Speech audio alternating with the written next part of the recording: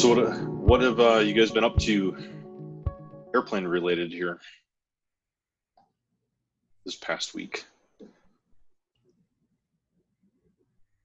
Well, I can throw a couple things in. I took to heart what Norm Cruise said a couple of weeks ago about not just making parts to dimension and then praying that everything fits, but actually having the pieces and parts in hand and building to the exact piece. So I got my elevator control horn and engine mount in this past week from Ed Klepas.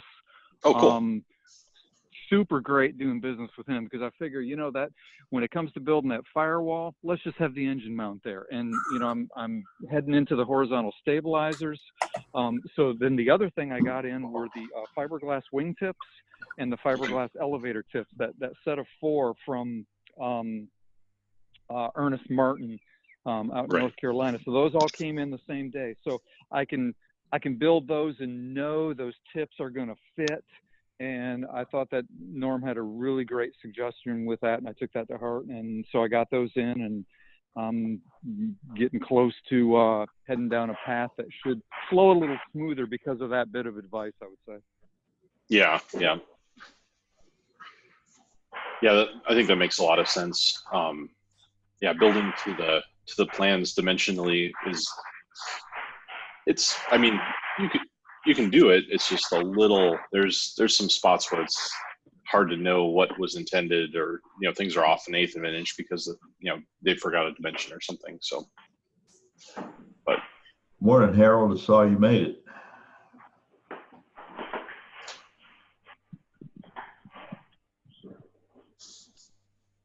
I see Bert's here too. Good morning.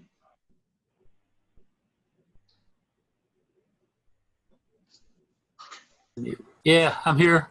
Had to find my unmute again. That's where the iPhone is. Oh, there you go. Every time I yell at my wife, I go, "Hey, Sue." Siri answers me. That's fine. She doesn't know her name. And it's hot outside, humid. It's summer in St. Louis right now. Yeah, it's supposed to be close to 100 here, so I'm excited about that. How much humidity you guys get? Oh, it's pretty sticky today. I don't know what the official is. It's not as bad as Houston, and it's not as bad as Minnesota, but I think it's a little worse than Dallas. So let's see, what do we got? Well, guys, it's 52 right now, and the high is supposed to be 61 in Seattle. Summer's good to you. Typical spring. Yeah, it's about 70% humidity rate here right now. Yeah, we're supposed to hit 93. Nice. That's all right. I picked a bad day to dig a ditch. I believe it. I think any day's a bad day to dig a ditch, though, really. Yeah.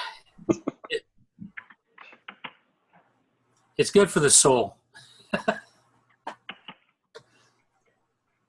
All right, I'll take your word for it, but all I know is when I was, I think it was just before I went into 9th grade, or no, it was just after 9th grade. My parents had decided they were going to build a house. Yeah. And my dad's frugal, and he used to work for Control Data, so he had saved up months of vacation. I mean, like 3 or 4 months of vacation. So one day we drove out to the property we had, and we had a wheelbarrow and some shovels, and we started digging a basement. Wow. We got about I can 4 see hours. why you don't like to dig. We got about 4 hours into it, and then my uncle pulls in and says, "What are you guys doing?" My uncle, who owns the excavating company, he's like, "I'll be right back."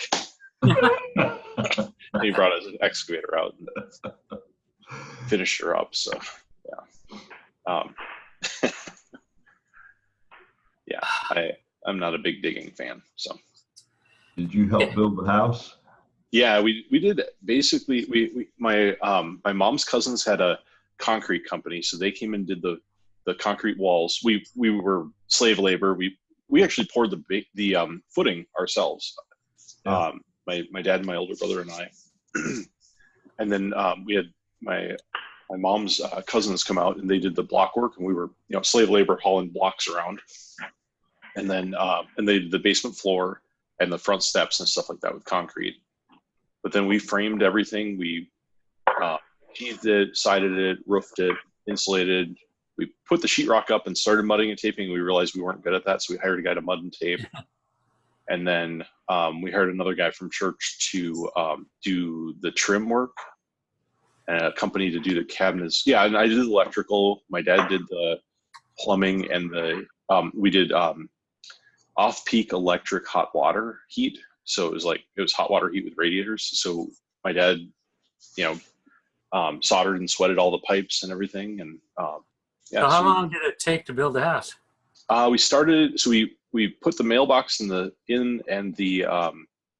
driveway in on Easter. I think it was Easter. We put it in, and that year, whatever, 91, I think it was. And then we moved in before Halloween that year, but we didn't have carpeting or tile down. So it was complete, but not quite complete. So, but it was complete enough to move in. Yeah. So we were done. I think we had the floor in and everything before Christmas anyways. We have pictures of that Christmas. It was, complete with a few, I think there were a few little niggling things here and there, but as there always are. But yeah, so it wasn't too bad. Good experience, man. I'll tell you, I learned a lot from that. So we did the same thing when in high school. The ag teacher designed his own house, and we helped him. The boys helped him build it, and it was a great experience. Yeah. And I had worked for an old carpenter in town earlier, summers, and so I had a little experience that way. I've done a lot of that work. There's something about putting up walls and putting sheeting on and stuff that really, it makes it, I don't know, it's fun. It goes up just, it's kind of like if you're building like my dad, he's building a wooden framed airplane, or if you're doing a tube and fabric. Yeah. But you put the fuselage together and it looks nice and everything, but you put that fabric on and it goes quick and it looks like an airplane all of a sudden, so it's kind of like putting up walls on a house. So cool. But, yeah. So anyways, so you've been working on your plane, Bert. I think you have other projects going on right now, you said, right? Right now I'm knee deep. Gotcha. That's all right. As soon as this project's done, I'm heading back out there. Gotcha. Cool. I've been working on the CX-7 just a little bit this week. I had some couple other things going on. My parents put a new deck on their house, and they wanted some custom hinges made, so that's what I was running out to powder coating. I had to finish welding them this morning and running out to powder coat. So when mom says she wants something, you got to do it. So yeah. But yeah, so then today, the rest of the day is going to be so what's on everybody's mind this week? I'm working on the center, basically the seat ribs and the rear center section spar and that whole assembly today. So I'm hoping to have that mostly put together, or at least all kind of laid out and organized and ready to go. So, and then I'm hoping by next week to have the rear of the fuselage, like from the seat back at least kind of mocked up, or a fixture made or something. I got to figure out how to keep that perfectly straight line. Yeah. And the builder's manual doesn't really have a good guide. I know. What I ended up doing then was I had a flat table. Okay. And I mocked it up on there, so I knew where the sides should be and everything.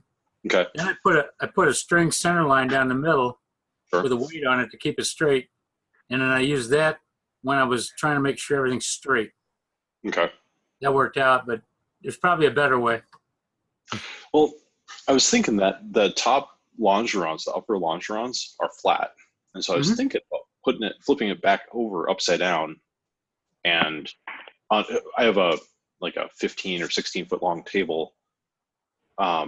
And so I was thinking about using that, just flipping it back upside down and basically just run them out. And then I can do a center line, kind of like you said, string line or something, or a laser or something, and then just measure off of that to get everything real in line.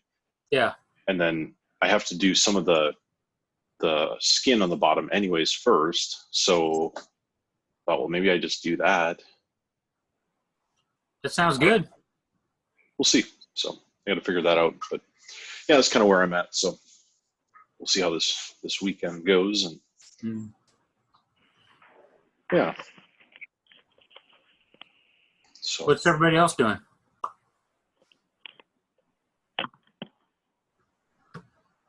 Harold, you got anything for us? Yeah, it's like that comment that I gave to everybody. I just misspelled talk. I'm putting on an external oil filter. And the reason is I found metal in my spare engine, and that screen that's in the bottom of the VW engine doesn't really, it does a fair job, but doesn't do a real good job. The one thing I need to point out to you is I touched base with Scott Castle on installation of this oil filter. And the guys out there need to know there's a difference, a large difference between Revmaster, Scott and Great Plains engines as to the mounting of your tap off for the oil filter, where it can go and come from off the engine and where it goes to on the engine. And the reason why I point this out is because when you're tapping off from that engine, you have to verify what kind of oil pump you have. There's 3 different types of oil pumps on the VW engine. Now, and Revmaster has got basically the same, but I think they've only got 2 different oil pumps. But as in my case, Scott Castle, he informed me on what he put in the engine. And also, I knew this from communicating with him before. There is a large pressure drop after you tap off from the engine, go through the filter, through the cooler, and then back to the engine. There's a pressure drop. And you have to know, if you've got the #1 oil pump, it doesn't produce enough oil pressure to get it through and to the main bearing orifice and also to the tappet assembly. You have to understand, you have to have either #2. The third one is a racing pump. These are for the high CC engines.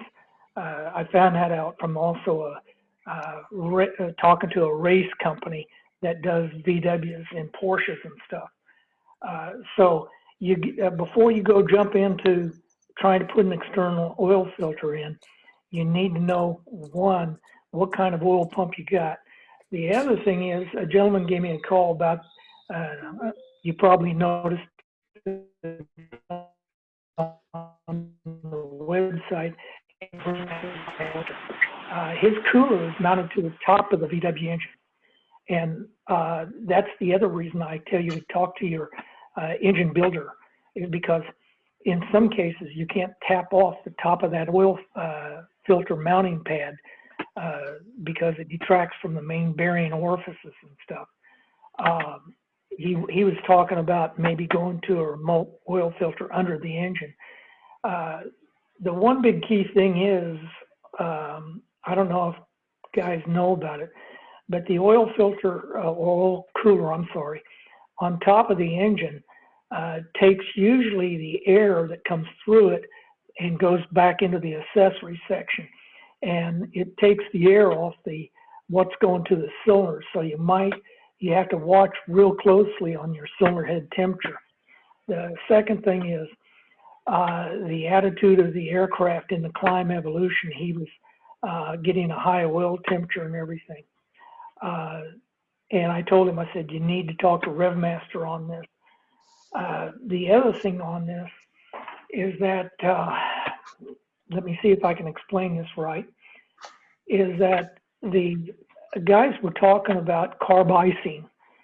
And one thing I mentioned to the gentleman, I haven't experienced it. I'm down here in Jacksonville, Florida, and Glenn and them are over in Pensacola. So we're basically on the same latitude, longitude, whatever. And my Scott Castle engines, both of them, have the oil cooler on the bottom of the engine.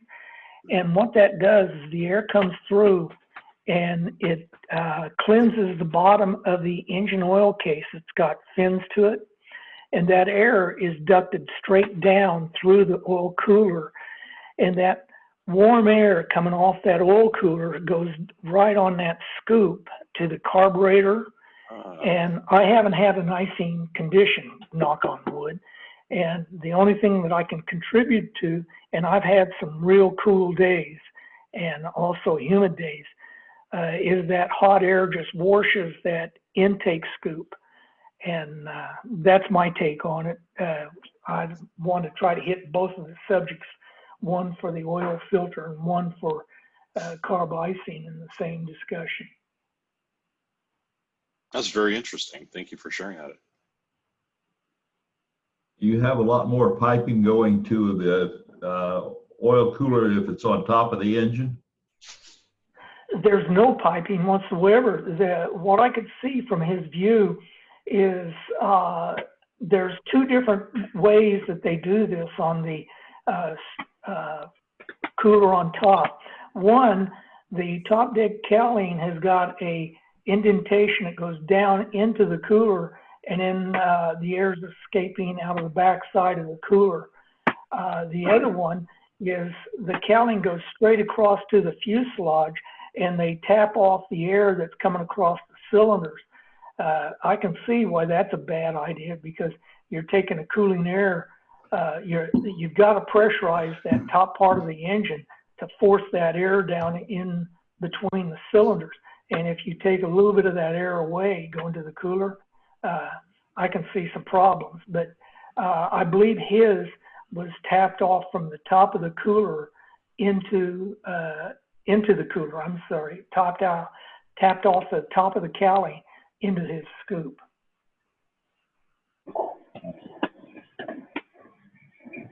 Cool. Sounds like you might be cooling with hot air coming from the cylinders. I agree.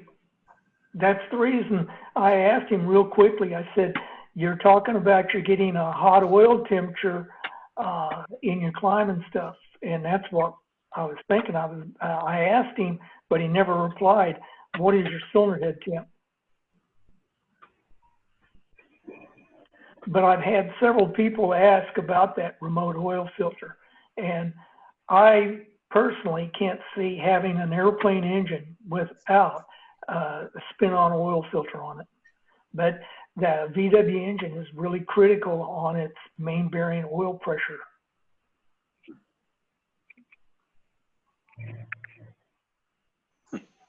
So on the RevMaster engines, what's the recommended engine? I should know, but I do not know, but I have Scott Castle engines, but maybe one of the guys on the web can tell you that's got a RevMaster. Yeah, I'll look it up before I set my. I built a Hummel half VW one time on a Minimax, and I flew at 800 hours, and I was on my way to Oshkosh, and I had a heavy-duty oil pump with just 2 cylinders and very little oil in there. And if I raised up the RPM so I could fly at 70, it would take all the oil that's in the sump and put it in the cylinders. So I would lose my oil pressure. Kind of woke me up. I'm looking at the RevMaster engine manual right now. It says oil pressure minimum 10 pounds per 1,000 RPM. Oil pressure max 80 PSI. So that's just straight out of the R2300 engine manual. Okay. I think 45 to 80 is usually. Yeah, so it sounds like because I think, doesn't Glenn say he runs his around 2,800 in kind of a casual cruise? So it'd be, 28 pounds, I guess, at that point. But Yeah, that would be the minimum. Right. Yeah, minimum. But yeah, okay. Most Good. of your engines in cruise are about 40 psi. Yeah, right. Well, hey, I see Brad's on. Looks like he's standing near some interesting vehicles of some sort. Brad, you want to show us do a little show and tell for us here?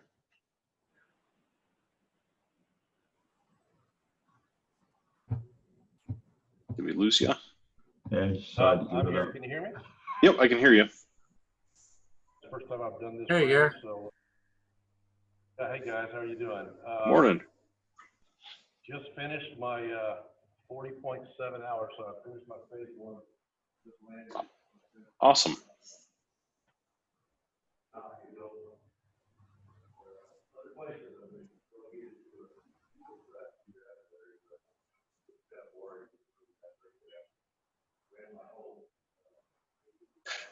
Brad, I can barely hear you. Can you either speak a little louder or hold it a little closer to your mouth? Better? Yeah, that's better. Yeah, I'm not sure what's going on. I got it linked to a Bluetooth speaker. Oh, I wonder if the Bluetooth speaker has a microphone in it that's taking.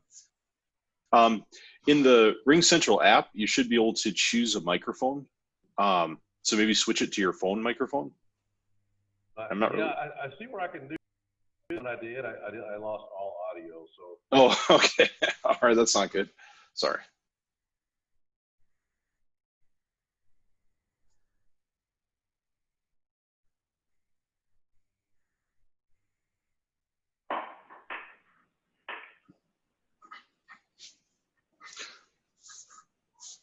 So you said you flew off the hours now. You're out of phase one. Yeah. Can you hear me all right? Ah, much better. Right. Yeah, real good. Okay. So I was able to figure it out. Sorry. Okay. Good. Yeah, we can still hear Yeah, you. so I flew off the 40 hours. I needed 6/10 today to do that. So I was able to successfully complete that. Took longer than I thought, but it's I kind of hit it hard and heavy the last month. Probably flew about, 4 hours a weekend to knock it out. So it's a CX4. I bought it as a partially built kit.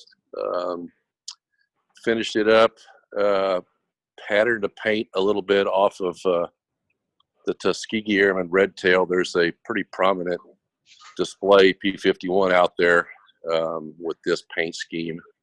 So kind of patterned it off of that, since when I bought it, it already had the red tail. Cool. Looks like your ailerons are square on that, or rectangular. No, there is a taper. It doesn't look like that, but it's narrower at this end. Very little. Yeah. These wings were looking back in the books. These wings were purchased as a kit. I forget the gentleman's name. It's not you, Ben. Obviously, it was your predecessor, Greg Westbury. It may have been. I'd have to look at the receipt, but he bought the wings. I'm not sure if perhaps that gentleman was doing this more square ailerons at that time or not. I don't know. There's probably an inch difference, maybe an inch and a quarter between the widest. Just doesn't show up well on the screen. Gotcha. But it's I bought these strobes, cheapest ones I could find. They're actually out of South Africa. They're LED position lights / strobes, and the shipping was going to kill me. So I talked to the owner, who was going to be at Oshkosh one year, and he hand delivered them for me. So that was cool. Ah, That was great. that's great. Yeah. So 2 more and I'll be an ace. I've been looking for the Germans, but I haven't found any up around Zool, although we've got a German name here. Yeah, 2100D is what this started out as, which is the turbocharged version. Turbo has been taken off just because it wouldn't fit within the cowling. Got the rev carb, which I have absolutely no problems with. It's other than adjusting the mixture screw, the idle mixture screw, really it's worked flawlessly, and I really like the ability to adjust the mixture as I climb. Very cool. Yeah, I know a lot of people have been talking about how they'd like to do that, but with the Zenith, you can't really do that unless you rig something up. So. Yeah, I'm not real familiar with that. I do know that most VWs, I don't know if you can get it. This is just a, so, nothing too cosmic in the panel. I don't have a transponder, but I never plan to fly any place I need it. So I've just got a comm. Basic instruments. I've got a 4-position EGT over here. Pretty crowded on the windscreen with the GPS and the headset sitting there. The only other thing I added was this $7 eBay voltage meter LED so that I could monitor my bus voltage as I flew. Cool. Initially had a real hard time getting it below about 15.8, which was already toasted one battery with the titanium regulator rectifier that came with the motor. Ended up going with a Kawasaki version that maxed at about 14.5, and with the radio on, it cruises right along at about 13.8, 13.9. So I'm happy, really happy with that. I did aftermarket, put the speed brake in. I would never try that again nor recommend it. This thing lands just fine without it, and it's just a real pain in the butt. Once you've got the seat ribs built, it's just, boy, you got to have all kinds of contortionism and short 90-degree drill bits and so forth and so on. But yeah, I wouldn't recommend that as a retrofit. It's just, plus you lose the plans to install it call for a new seat rib. I just put what I kind of call a transmission hump, if you can see it right here. Sure. Because the torque bar, or whatever you want to call it, sticks up about 3/4 of an inch. So I just built this little, what I call transmission hump, and it just sticks up about, probably 3/4 of an inch. And my butt sits behind it, so I don't really lose any headroom that way. I don't really have a seat. I've got a lot of Costco cushions that seem to work just fine. Don't do an aerobatic, so I don't have any issues with slipping around. Just got a magnetic open and close headrest there. And that's about it. Nothing cosmic. Cool. I enjoy it. Not really fast. I suspect if I played around with the propeller, I could get more out of it, but I'm fine with where it is. What propeller do you have?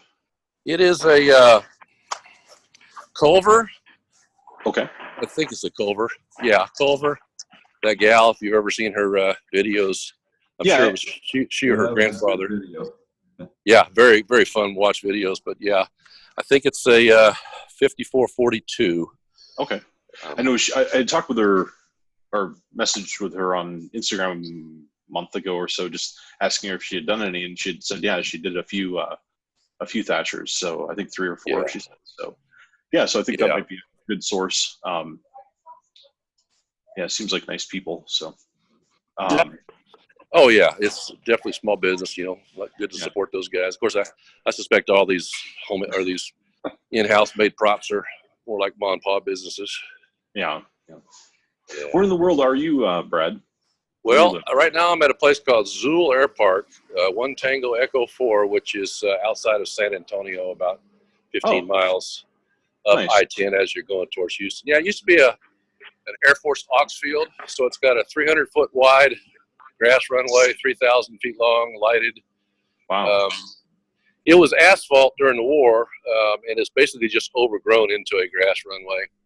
Okay. So we have some issues with pebble strikes, from the residual asphalt, but I had a hole put in the tail of a Champ years ago, but haven't had much issue since then. Okay. Cool. Very good. I'll shut up now unless anybody has any questions. I just thought I'd dial in and see how you guys are doing. That's a beautiful plane. It is, yeah. Thank you. Yeah, I had a buddy paint it. The wings were painted already, and it's a really crappy paint job. When I had them off, I should have pulled it. But so we put these invasion stripes on. You can kind of see where it pulls up some paint. Didn't do a very good prep job. whoever painted this. You know, there's some paint lifting around the. I've tried to touch it up with a brush, and it holds up. It holds up to my cleaning. I clean it religiously, you know, the bugs off of it, and it hasn't pulled any paint off that way, so it's adequate, I guess, but not great. I have All two right. questions. Sir. Hey, Harold.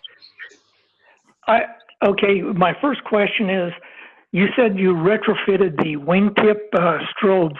How did you wire in? How did you put the wiring in the wings? Well, you know, I went to Harbor Freight and bought one of those fiberglass, I don't know what you call it, wire snake kind of thing. Yeah. And it was just trial and error. You know, I started in a hole, and I'd find another, you know, wing rib hole, and I finally made it out to the end with just a little bit of perseverance.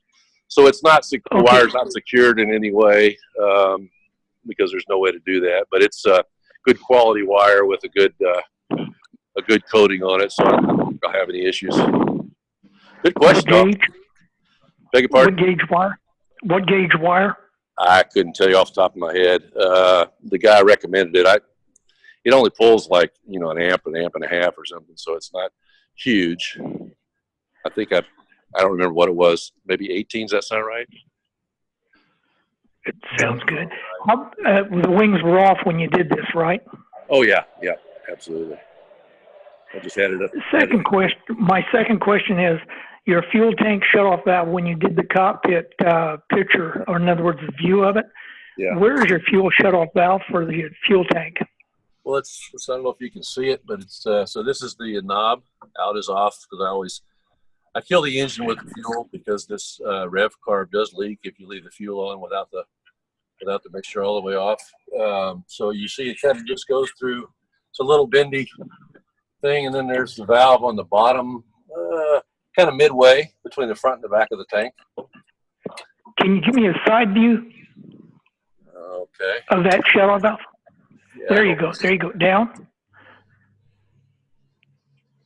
Okay. Is that a solid rod, or is that flex cable?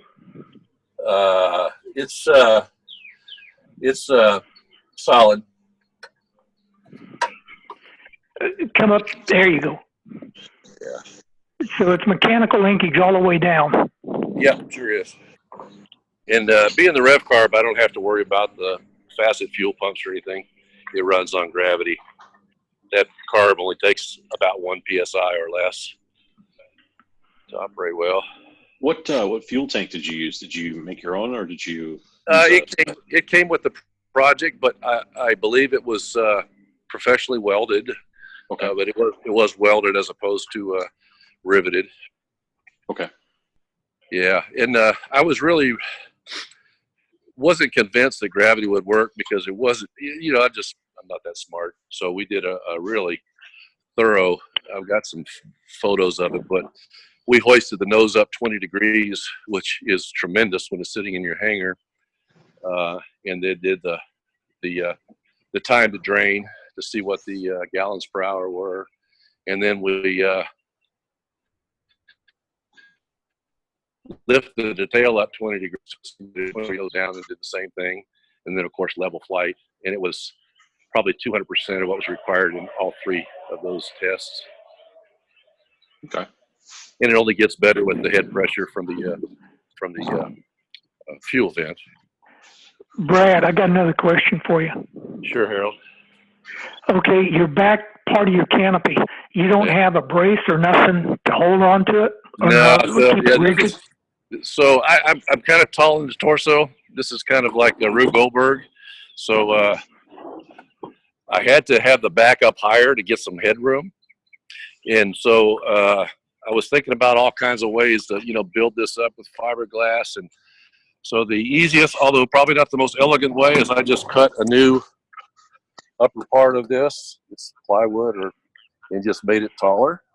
So you can see it's taller than the turtle deck. But it does a real nice seal, and it keeps the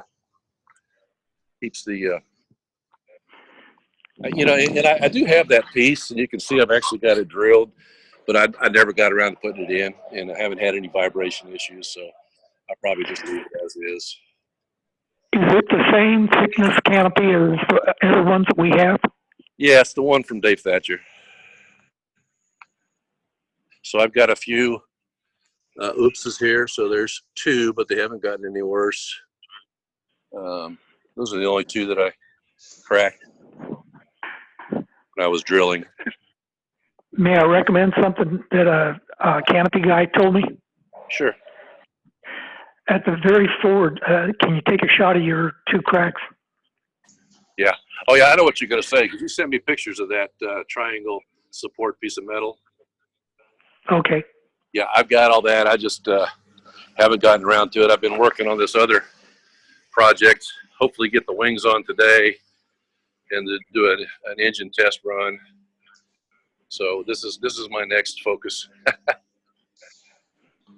What is that one, Brad? This is called a Sky Raider. It's actually called a Sky Raider 2 because on paper it has 2 seats, but you'd have to be an awful small person to sit in the back. Is that from like Dakota or Rands or something? No, it's there's a whole history if you Google it, but basically this guy used to work for Kit Fox, so it's probably a lot of stolen kind of ideas from that. Gotcha, yeah. It's got an interesting motor. It's called an HKS. It's a Japanese aviation-built motor, 2-cylinder, 4-stroke, and it's oil-cooled heads. So there's puts out. It's only got 700 cc's. It puts out supposedly 60 horsepower. This was a flying airplane that I bought. It had been sitting for a while, so it's got about 300 successful flight hours on it, so it's good to go. I just need to get the wings on. I was working on changing the go-kart brakes to hydraulic brakes, so I'm not sure if this will be the final product, but I use the existing heel brakes and just mounted the master cylinder there, one on each side. So yeah, so it's got a front seat and there's some debris in the back, but that's the back seat. Really, you can actually slide this front seat up, which is kind of cool. There's some removable pins, and you slide it up to the next pin. Of course, my legs are so long, I won't be doing any sliding, but you could. You can Which would open up the back around here or something. Yeah. Beg your pardon, Ben? Oh, I said you could probably haul a kid around, do some, what do they call it? Flights or something, you know? But, yeah. I've never done those in experimental. I did a buttload of them when I was in the champ. But I suspect I'm going to get rid of both of these experimentals unless I really fall in love with this one.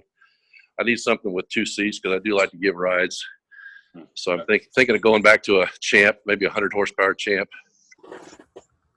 which will help in the heat here in Texas. Anyway, I've wasted enough of y'all's time. I'll shut up unless there's any other questions. That HKS engine that you have on that Sky Raider? Yes, sir. That's a good engine. My friend had one and just performed it was great, never flawed. Well, good. I'm excited about that. And it has this really kind of high dollar Aerolux adjustable propeller. I have no idea. It's set to about 12-degree pitch now, I guess, and that's what it came with. So I'll probably monkey around with that once I get it in the air. But it's a really nice carbon propeller. And so yeah, it's well built. I think the fabric's in great shape. A little dusty right now in this hangar, but it's actually got elevator trim, which is kind of bizarre. But I think most of the kit boxes do also. It's got strobes. Wow. Doesn't have any lights that will allow you to fly at night, but just kind of more, here I am, big flashy strobes. Yeah. That's what I did. That's what I did with this one. Those strobes on this just happen to be position lights also, but I don't have a tail beacon or anything. I have no plans. Do you fly at night, Brad? No, sir. Not in this airplane. Oh man. It's not legal with just the position lights. Okay. I believe I'd have to have a white light in the back, which I could do, but then I kind of like landing lights when I fly at night, even though they're not required. Right. So I probably put way too much time in that. What did you do for your landing lights? I guess maybe you showed them. I don't have landing lights. All I have is these position lights. What I was saying was that if I went the full meal deal to be able to fly at night, I'd have to put the white position light on the tail to make myself legal. And then if I was going to fly at night, I would probably want to put a landing light in. Understood. Okay. Yeah. Does your field have runway lights? It does, yes. And they're very good. I've never landed at night. I've been out here at night, and they're really nice. Cool. They used to be pilot control, but they had a gentleman that got lost one night, couldn't figure out how to turn lights on, and ended up flying into the ground about a half mile west of the runway. So they voted to keep them on all night long. Cool. Yeah. Brad, can you give a nose shot to your cowling and Nose? where the fins are? Where the what? Your cooling fins coming up into your cylinders. Glenn Bradley asked me about how far up the front baffle or the front piece of metal came up on the cylinders. It's okay, you got it wrapped all the way to the top? Yeah, it's per the CX5 2300 plans, if you will. So I originally I originally built them to the baffle plans that were in the CX4, but they didn't fit at all. They were certainly not for this engine. And this engine is pretty much a mirror image of the 2300. So Dave sold me the baffling plans for the 2300. They work just fine. Next time I have the cowling off, Harold, I'll send you a picture. I appreciate it. You betcha. Cool. Yeah, very nice plane. All right, next. So, Brad, are you going to take trips in your Thatcher? No, as I said, I'm probably, now that I've flown the 40 hours off, I'll probably look to get rid of it just because single seat's really not what I need. I really like to give rides, and I sold the other plane I had that had 2 seats in it, and so I kind of miss being able to give mainly non-pilots rides, just to give them the thrill of flying. So, as I said, I'll probably end up getting a higher horsepower 7AC, maybe a 100 horsepower version, 0200. I really like the Champs. That's the first plane I ever owned was the Champ.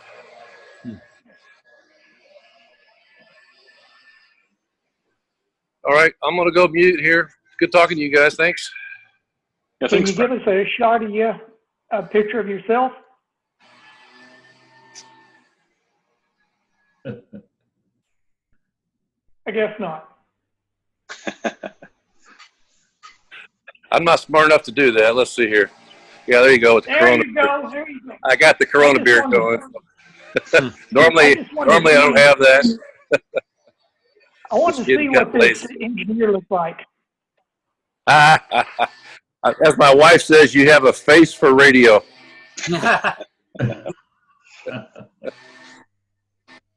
Thank you. Thanks, You bet. Brad. No, thank you, Brad. Very good. That was good. Hey, I got a question. Are you using magnetic oil drains in this engine? For my response, yes. You're talking about the drain plug, right? Yeah, the drain plug, so that you can catch any chips that may fall. Yeah, I would think so. I guess that'd be my preference. The RevMaster does not have a magnetic drain plug because it's got a little tube coming off the side of the stump that leads out to the drain to get around the oil cooler, but it's not magnetic. I don't know if I got my cowling off. Maybe I can show you guys. By the way, hi everybody. Hey, Rob. Thanks for joining again. Let's see if I can get it up in here. Right here is anybody find my finger? There it is. That's the drain plug coming off of the side of the sump on the RevMaster 2300. Gotcha.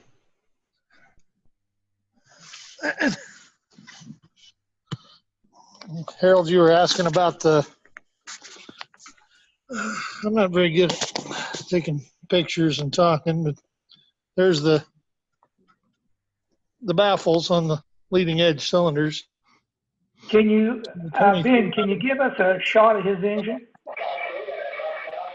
If you go to, if you hover over there's a little, on Rob's picture, there should be a little ...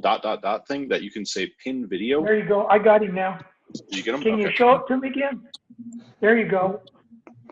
It's kind of hard to take a picture and show it, but there's the two sides. And my front cylinders run really cool. Most of my heating issues are with the rear cylinders. And I don't know if you can see this little plate back here over the rear cylinders. I forgot those originally. And when I put those on the rear cylinders, they made a big difference in cooling. So they're just a little T-shaped looking Are those piece. plans? Yeah, these are straight out of the Thatcher CX5 plans. Okay, so got to buy them. I don't know if you can. And look like Steve sold them just the baffle plans, so maybe you can just get those. Oh, yeah. I don't know what the difference is between the 5 and the 4, but they came with my CX5 plans. Okay, I've got number 3 running hot. Also, Ben, Glenn was asking me about it, and I just wondered. And I'll get in touch with him again today and see if I can order those, because I'm having some cooling problems. Yeah, number 4 runs hottest for me, but number 3 is the next hottest, which are the 2 rear cylinders. And then the 2 front ones, I don't seem to have any issues at all. So I'm going to look, my next move is maybe add a little baffling underneath the cylinders to get that air to wrap around and stay in between the fins a little longer and take a little more heat out. But I haven't had time to do that yet. So that's on my to-do list. Thank you. Uh-huh. Thank you very much. Certainly.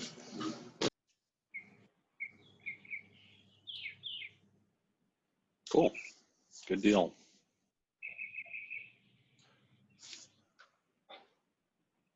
So what other things do you guys got going on this this week here? What airplane stuff have you been doing?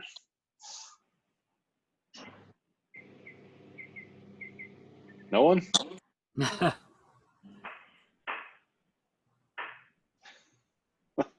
It's too hot out here to do too much. A cooling trend going right now this weekend, but we've already been into 111 this week. So.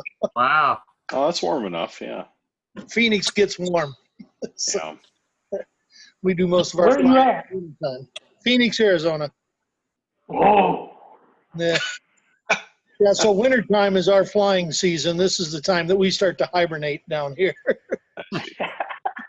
Yeah, I love Arizona from November to February.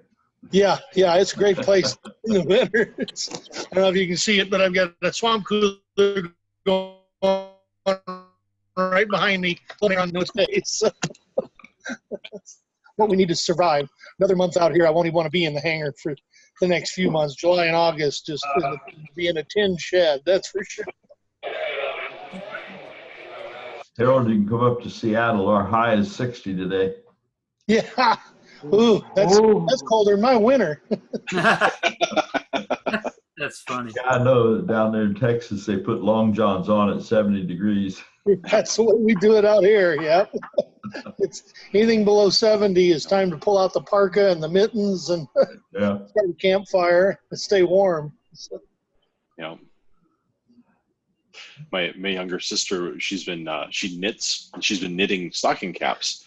And anyways, summarize the story. Anyways, I was asking her where she's sending these stocking caps, and she sends them to Africa. And my mom and my aunt and my brother have all gone over there on missions trips, and they give away these stocking caps, and the kids love them because when it gets below 80 degrees, they get cold. They wear sweaters and hats, and it's like I had no clue. I mean, this is, I think it's the elevation is a little higher in, I think it's Kenya and Malawi are the two countries, but anyway, so I guess it gets a little bit colder there, but yeah, I guess 70 degrees, there weren't, 65, 70 degrees, there weren't stocking caps. So. When your blood thins out, it's, Yeah.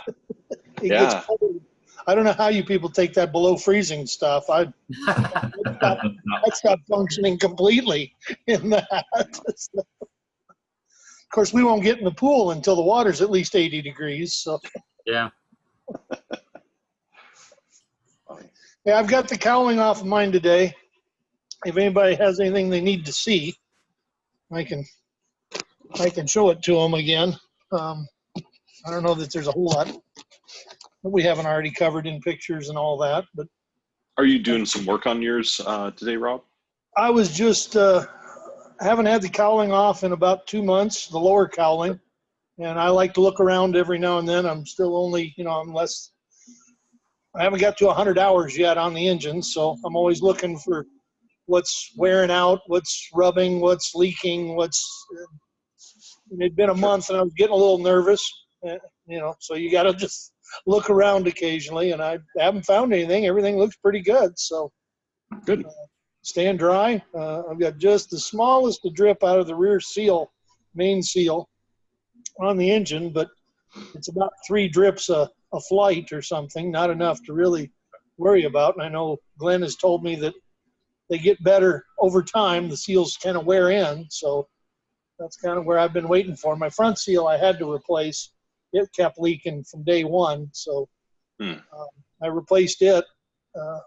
Again, it wasn't horrible, but it was just enough of a drip to be a nuisance. And since then, everything's pretty dry. So good. Not a single drip out of the front seal. So all the push rod tubes, everything else is dry. The valve covers. For Volkswagen, I think I'm doing pretty good at oil leaks. I keep checking the oil. I'm afraid it's out of oil because it's not dripping anywhere. So where's your oil cooler? I'm sorry, say that again? Where's the oil cooler on your engine? On the RevMaster, it is right on the bottom of the engine, right above the carburetor. So this is all oil cooler. You can see there's the hole right here. The cowling has the hole right here that feeds in and goes down. So and I'll never get a shot, but up inside is where the oil sump for the standard, that round sump for the oil sump on the Volkswagen is. And RevMaster makes a different one with the tube sticking out the side with the drain I showed you before. Right. So you don't have to take the oil cooler off to change the oil. I've got the RevFlow carburetor on it. See if I can get a shot of that, right? That's the RevFlow carburetor. It took a while with his alternate air source. So I've got, when it's closed, it's drawing through the air filter. And when it's open, you've got just the straight ram air going into it. So it took a little more in fuel lines and stuff to make it work. Back here on the wall, I don't know if you can gascolator. So if fuel supplying in through the gascolator goes up to the mechanical by the carburetor and comes back a return line here. And this fitting right there is where I have a restrictor in it that sets my fuel pressure.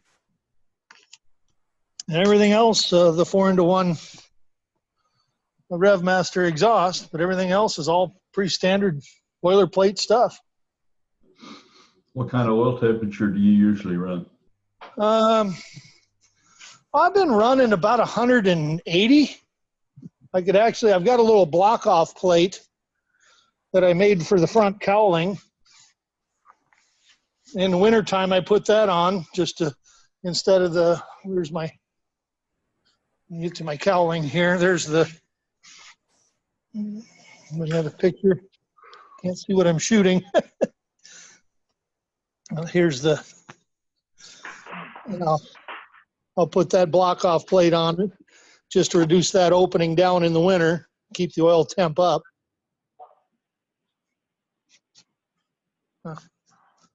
But yeah, I don't have too many problems with oil temps.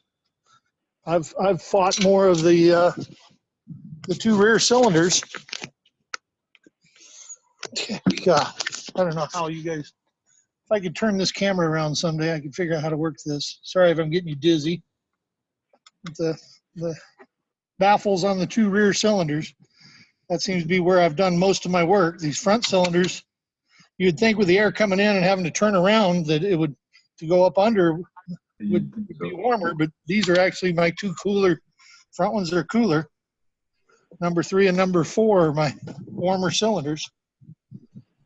I've done everything I could to seal off all of the baffles and such. They say they're running, and they're getting better with each and every hour.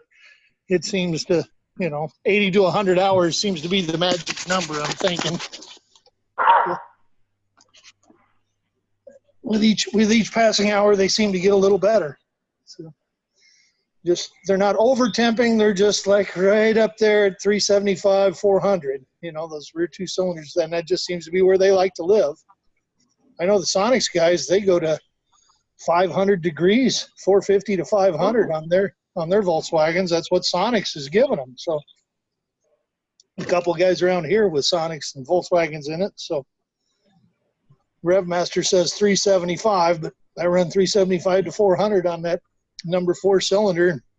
So far it's alive. Well, if it quits on me, I'll let you know.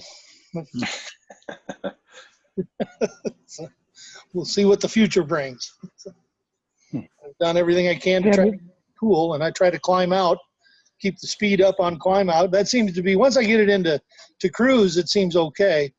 Of course, I'm flying in an ambient. Usually in the morning it's 85. I've flown up to 90 or 95 degree ambient temps. So it's a little, you get down into the 60s and 70s, I don't seem to have the cooling issues as much. So far, so good. A quick question. Could I Sure. ask a quick question about that? And I apologize, I'm calling in. I'll have to look at the video later. But you mentioned the restriction to build up the 1.5 psi. I'm assuming that's in the return line. Is that an orifice, a metering valve, or is that just a well-chosen diameter of return line piping? I essentially made my own jets is what I did. I took a fitting and drilled it out where I could put a piece of 1/4-inch aluminum dowel in it. And then I started drilling out the center of that dowel with different sizes, 1/8 inch. I just went through the spectrum of fractionals, and you could get into the numbered drill bits. But I made it essentially just a replaceable jet in that AN fitting on the return line. And played with that, because if you richen the carburetor up, that lowers your fuel pressure as you allow more fuel into it. So I played with different carb mixture settings and restrictor jets, and I'd have to look at my paperwork to tell you exactly where I ended up now on all of it, but it seems to hold pretty steady. Like I said, I can fly with the electric on or off, so I've got electric in the back, feeding to the mechanical pump up front, and restricting the turn line back. So. Okay. And your electric fuel pump, that's a Facet, is it 40108? Is that the model number on that? It is the Facet. I bought the one without check valves in it. It has no check valves, so it will free flow. Yes. Either way. I'd have to look again. I don't have the paperwork. It's all in the book that I could look up and tell you exactly which number. But yeah, I can pull that up. Thanks. That's super helpful. I appreciate that. Yeah, I really toiled over the fuel system. Worked with Ralph Maloof at RevMaster some on it, and he was the one that I know I said this before. Really stated you need to push the fuel forward. Don't suck it with just the mechanical, because he's afraid of vapor lock, pulling the fuel forward. So the mechanical just kind of pushes it, keeps it under a positive pressure going up to the mechanical on the engine. Joe Horvath had indicated that he was really impressed with the setup that you had, and they had apparently run it. He mentioned something on the order of like 24 hours on the test stand or some such, and that Ralph Maloof was potentially going to write some kind of a white paper on that configuration.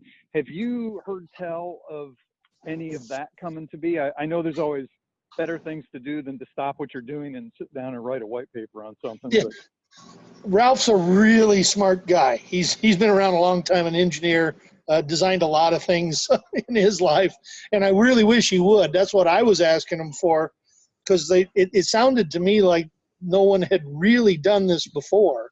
It had all been gravity feed, and so Joe didn't like Glenn's use of the other carburetor. Of course, he's got a carburetor to sell, so I'm sure he wouldn't. But yeah, Ralph, I wish Ralph would, and then I wish they would incorporate that into the engine, so you could when you buy the engine package, you just hook the fuel lines up and it's all there and it's right. I had to do a lot of the experimenting on it that I really wish I didn't have to do. Yeah. With where you're located, I'm believing that you end up doing a good bit of cleaning of the engine for maximum performance, and I'm curious about that aspect. And in cruise, then, do you ultimately see decreased fuel flows that are giving you longer endurance because of the ability to do that? I can do some leaning with it. I haven't played with it a whole lot to explore the outer edges of it. I have EGTs that I can read. They always seem to be running higher. I'm running in the 1300s. I can get it down full rich. I can get down into the 1100s with EGT, and can go 14 and 1500 degree EGTs when I lean it out. I don't have the fuel flow sensors on mine, so I haven't been watching the fuel flow, and I haven't run the test to see. On some of the longer flights I've taken, I usually calculate 5 gallon an hour burn rate, and I've been coming in less than that and just cruise. Oh, okay. So I'm running somewhere in the 4 to 4.5 gallon an hour burn range. So I just calculated 5, and I know I've always got more than enough, depending on headwinds. What RPM? I'm sorry. What RPM are you typically cruising at? I'm sorry, I can barely hear you. What RPM are you typically cruising at? 2,800 to 3,000 RPM. 3,000 Okay, RPM equates to about 115 mile per hour cruise indicated. 2,800 gets me right around 100 to 105 mile per hour indicated. And I haven't run scientific tests on any of it. That's just kind of where it's been. So that's on my to-do list. That's the range that gives you that ballpark 4 to 4.5 gallons per hour nominally. Yeah. So I don't think I've gotten as low as 4. I think I've been maybe 4.25 to 4.5. Fair enough. Most of my flights, helpful information. Most of my flights are hour-long flights, 45-minute flights. I kind of stuff all across the country, not like Glenn has, and I sure as heck don't get as many hours on mine as Glenn does. I still work for a living, so I don't get the weekdays to fly. So super helpful information. Thank you.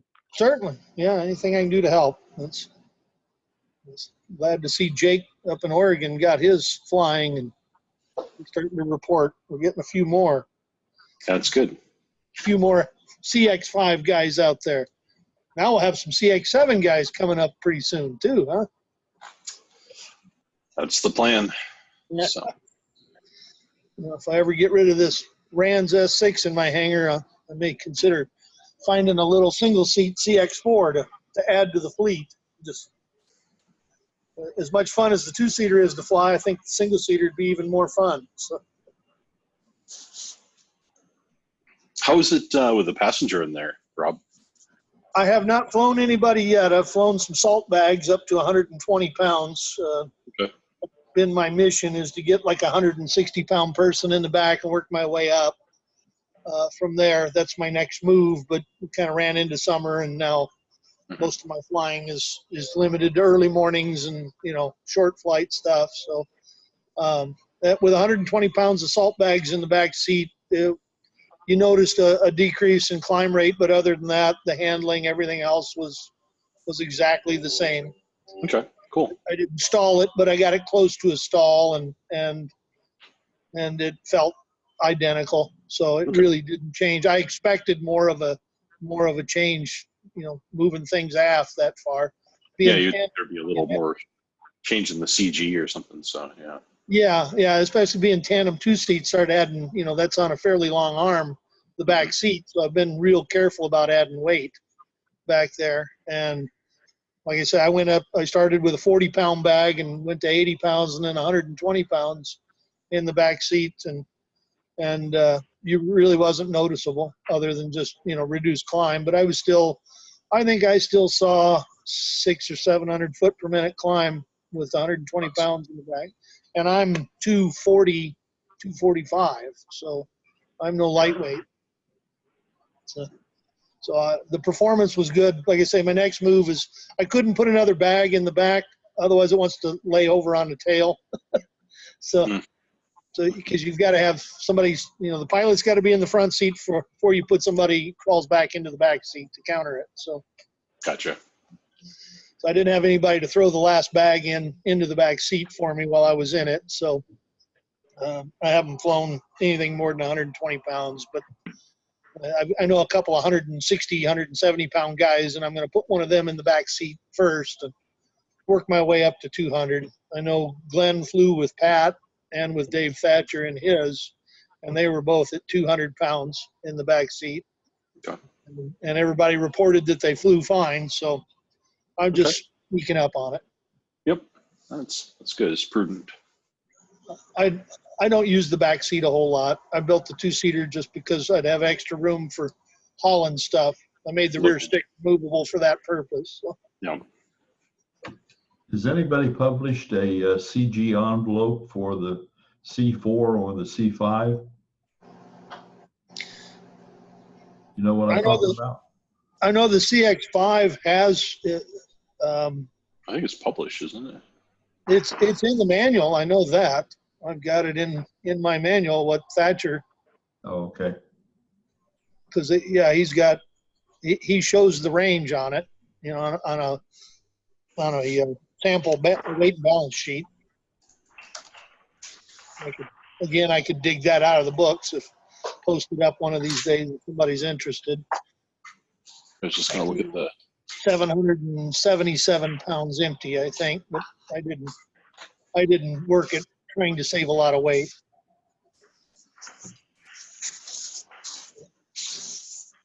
I like my interior upholstered to try to keep the sound down, that kind of stuff. I would have probably built lighter.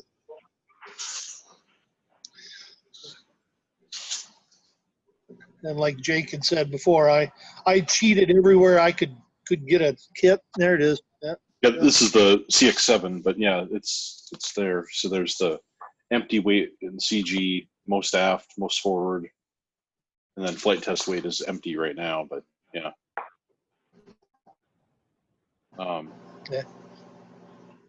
Ben? Yeah. CX4 is forward CG 7.2, aft is 12.3.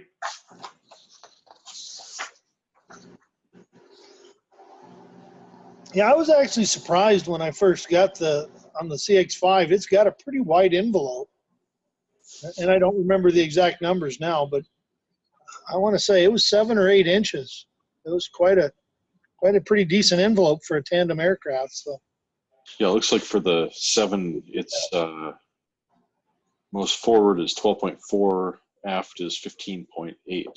So it's about close to 3.5 inches. Which is, but that's a side by side, so it's yeah. So unless you're tossing, right. a large suitcase in the back, yeah. Mm-hmm. Yeah, if you're not carrying bowling balls or red bricks, you're all right. Right, cement. hauling cement into some airstrip. Yeah. The reason I asked on the CX-7, people have asked about a Corvair engine, and your nose is longer on the 7 than it is on the 5. So you would think it would be possible to pull that firewall back just a few inches and mount a heavier engine on it. Yeah. That Corvair engine is a 6-cylinder. Yes, Yeah. it is. I got the impression from what Glenn said, it wasn't so much about the weight. Well, he did say the weight, but I think it was more, or I'm sorry, it was the weight of the engine. Like the airframe wasn't designed to hold that much weight, maybe more so than that may be the problem. Maybe would that make sense? I asked Glenn years ago about the putting a Corvair on the CX-4, I think, and he said that it wouldn't work. It was much too heavy. Okay. But you would think that it would fit more on the 7. Yeah, maybe. I guess I'd be interested to, it'd be an interesting discussion with Dave to find out what he thought about, like, I know there was somebody who was talking about the Yamaha Apex or Epex engine. So those are higher horsepower but lower weight, right?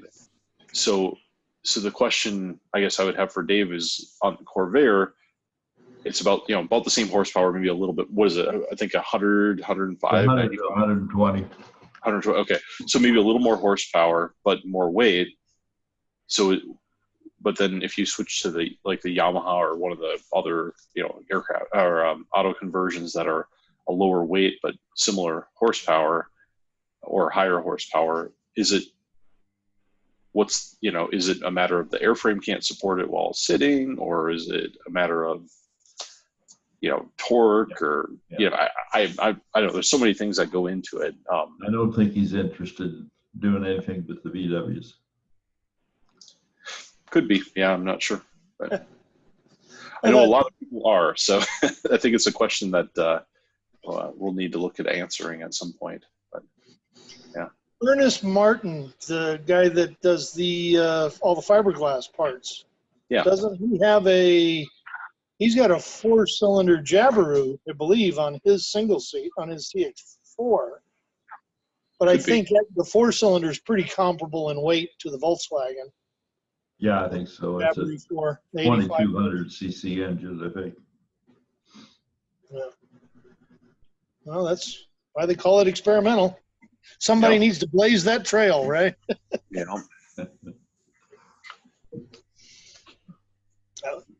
I briefly considered putting a Rotax 912 on the front of the CX-5 just because I'm more familiar with the engine and to have that 100 horsepower.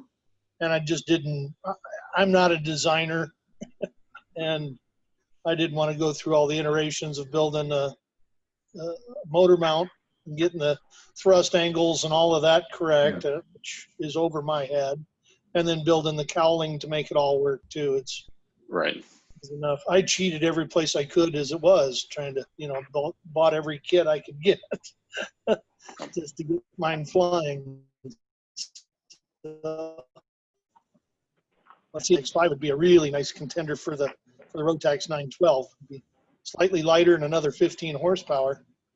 Yeah. Really make the CX-5 a contender. Yeah, that'd be good. But I got to say that I'm not unimpressed with the Volkswagen. This RevMaster has, delivered good horsepower, and so far, knock on wood, it's been pretty reliable. So good. It seems like I don't know what Glenn's up to now. What is it, over 600, 700 hours on his now? So yeah, I think over 700. Yeah, he's up pretty high. So that's I remember there was a video in an interview that Ralph Maloof was in, like Sun and Fun or Oshkosh or something like that, and the guy asked him, why do you think people would prefer the RevMaster R2300? And mentally you're just prepared for this super long complicated answer, and he said the weight and the cost. Yeah. And that was it. That was his answer. All right. Well, less than half the price of a 912 Rotex. Yep. So how many, if you can get 1,200 or 1,500 hours out of a $9,000 engine as compared to buying a $22,000 Rotex, you can afford to just buy another one. And I don't know how many years of flying I have left in me, Keep a couple spares on hand. One new engine, and it's gonna run for the rest of my years, especially when I'm only flying 40, 50 hours a year on them. So you start extrapolating the math out, and I don't need too many more engines. So when you had yours inspected, did the inspector, had you seen or heard of a Thatcher before, or anything like that, or RevMaster? I used a DAR, designated airworthiness representative, which is just a third-party guy that you pay. It cost me, I don't know, $300-400, and he shuffled all the paperwork for me and stuff, and then pushed it through. Depending on your local FSDO office, they'll do it for free, but some of them will put you off for 2 years to get it done. I know our local out here was that way. They just weren't going to do them for the longest time, and now I'm hearing, now that I've gotten mine done, there's some new guys in there that love experimentals, and they'll respond in a week, and they'll be out there and inspect it for free. So I used a DAR. It was pretty painless, really. He sends me an email with a list of stuff that he wants. You've got to have your N number and get it registered and all that beforehand. And then really, they're not inspecting it for airworthiness. They're inspecting it that it exists, and that the engine serial number that you say is on there is really on there, because they're essentially making title to the airplane. So they just want to know that, the numbers, and that it really does exist, and it's not a boat trailer that you're calling an airplane and trying to register as one. So, he looks it over, and obviously he's going to point out some things, but I've done several kit planes before, 51% kits, and the first one you worry about an awful lot, but really once you've done one, you realize it's a pretty simple process. He comes out, looks at the plane. He's more concerned that you have all the paperwork together. That show me a build manual. Do you have some pictures? I've always got more pictures and everything available. A little photo album of just proving that I built it. That I didn't buy it, because I want to get the repairman certificate on it. Which is a separate process. But then you can do your own annuals and sign off your condition inspections, all that stuff. I am essentially considered the Clyde Cessna of this airplane. So I built it, so I can, if I want to put wheels on the other end of it, I can do it. I can do anything. I can shorten the wings. You're completely free to screw this perfectly good airplane up. And it's legal. That's cool. So did you have any be it FAA or it really isn't. Not you guys worry about it. I'm sorry, I think it kind of broke up there, but did you have any other guidance from inspectors or people in your EAA chapter or anything like that have built before, or anybody looked it over while you were building? I didn't. I know quite a few of them, and I'm involved with some of them. We've got a pretty good gang of guys running around the hangars out here, and you always, everybody's always wandering in, checking on your project and stuff, so you're bouncing ideas off of people. And overseeing it. And before the first flight, I always invite as many guys. Every time a guy wanders into my hangar, I tell him, look at that airplane. It's about to go for first flight. Just give me any squawks you see, and invariably some guy will be standing by the hangar door and point out a missing cotter pin or something that you're just sure you've gotten all of them, sometimes you're too close to a project, you know, and it takes that fresh set of eyes looking from a different direction that points things out. And that's really more my concern, is that I didn't miss something or forget to tighten a wing bolt or something before first flight. Right. Okay. But there's lots of references out there. All the EAA chapters have guys, and most of them, all that I've ever run into, are more than happy to come take a look at a project. They like looking at other people's airplanes, you know. Yep. So they'll come out and offer suggestions and stuff. If you're not sure of something, definitely look them up. Very cool. Good. Well, I see the time, so I'm thinking I'm going to probably need to scoot here. If you guys want to keep talking, I'll just leave it open and you guys can keep visiting. But otherwise, I've got to go myself unless anybody got a question for me. No? All right. Well, thanks, Rob. It was a good session. See you guys. Yeah, very much appreciated. All right, guys. Well, have a good Saturday. Get some work done on your planes or your projects that are holding up your planes. So check Good off luck that on the list. Yeah. So good enough. Take care, guys. Thanks for joining. Bye now.